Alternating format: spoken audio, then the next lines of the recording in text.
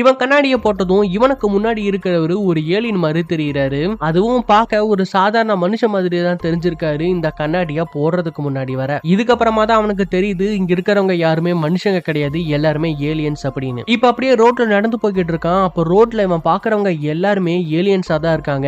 இப்ப அப்படியே ஒரு சூப்பர் மார்க்கெட்டுக்குள்ள போறான். அங்க இருக்கக்கூடிய எல்லா கஸ்டமர்ஸுமே ஏலியன்ஸா தான் இருக்காங்க.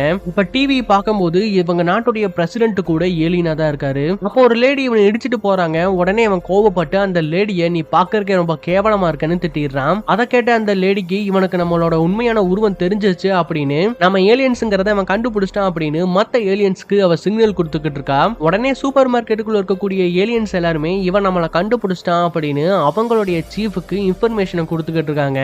அவங்க எல்லாரையும் பார்த்து அந்த சூப்பர் மார்க்கெட்டுக்கு வெளியே வரான். அப்ப 2 போலீஸ்காரங்க இவனை தாக்க ஆரம்பிக்கிறாங்க. ஆனா அவங்க 2 பேருமே உண்மையான போலீஸ் கிடையாது, அவங்களுமே ஏலியன்ஸ் தான்.